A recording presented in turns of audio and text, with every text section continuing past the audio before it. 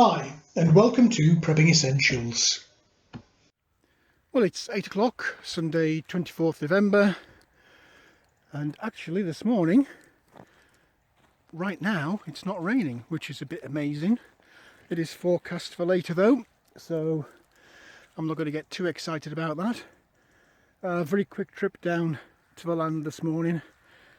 I've had a family issue crop up I've got to take care of later today, so I'm down nice and early, try and pick up where I left off yesterday with the Polytunnel base and take a look at that frame, see what can be done with that. So what we're going to get done today, I'm not quite sure, but let's find out.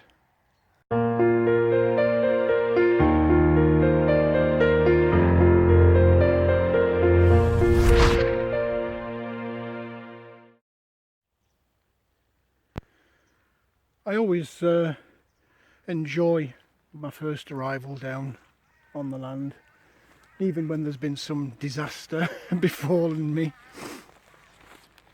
It is very nice just to look around and think that after a long time of waiting, I've managed to end up with my own little piece of green. Clearly still lots for me to do, but we are just starting out after all, and it brings lots of unexpected things. When you actually do end up getting your piece of land, you face little challenges that you didn't think you would be facing, and you clearly suddenly realise that you didn't know as much as you thought you did. But life is about learning, isn't it? Just take a quick peek at the wildlife feeder before I get cracking. I was hoping that by some miracle I'd turn up here this morning and the place would be swarming with wildlife. Over expectation. But yeah, there was an awful lot of feed on the ground yesterday, and that has pretty much disappeared. So something's eating it. Traffic is starting to move now on the road, so that will be upsetting the local wildlife, and having me on the field as well isn't going to help. But yeah, it's nice to just walk around and pause before launching into the work. So today, very quick day today, I'm going to take a look at this polytunnel frame, see what can or can't be done, and hopefully over the space of this next week we'll have it back to how it should be. So I took the frame off the base yesterday. I'd already unscrewed it. It was just sitting loose on top. I took it off so I could get on with the base, and I just thought I'd show you. This is the normal side. This is the side that didn't have damage. If I come inside, you can see that the frame is held together with these bolt through. So the outside frame has holes drilled through. The inside frame on the joint, which is not really great design, has another hole through to bolt onto. So that's where the 18mm reduces to kind of 15-16mm to slip inside. So the majority of joints are like that. They've got this bolt through kind of system. You got their cross member or cross brace coming across, but quite a few of the joints, and there's one here on this cross brace, have this kind of push clip, spring loaded kind of joint, and they're the ones that have failed on the other side. So if I go across to the other side, you'll see what I mean. So here we've got the bolt through at the end, which is fine. That cross member that you saw on the other side with that kind of clip joint type of affair, you can see that that's failed. So the reduced part is okay, but where it joins, with that spring mechanism, that's sheared completely off. Similar story here. On the top frame, it's a bolt through to the hoop that goes over the roof, but underneath, as you saw on the other side, this is one of those push clip type joints.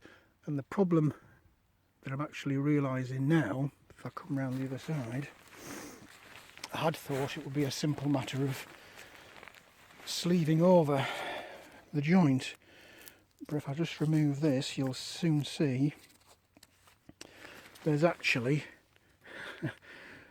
no space there to sleeve over. It's literally on the joint. Plenty of space on there to sleeve over, but no space on there on the joint to sleeve over. It's a similar story here on the next one. This one's also sheared off on that push kind of clip joint, and again there's not enough space there to sleeve over.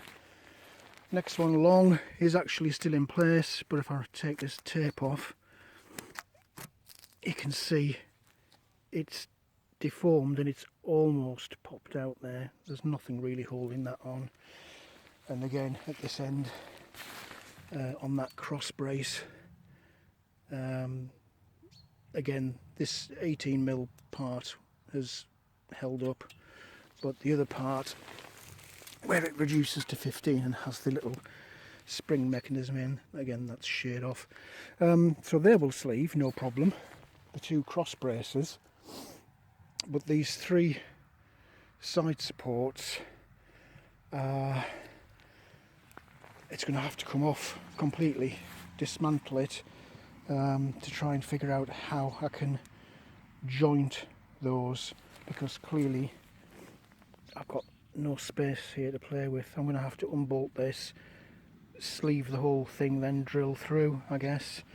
But I can't do that in the middle of a muddy field, and looking at the sky, I don't think rain is far away. So I think my best plan of action is dismantle this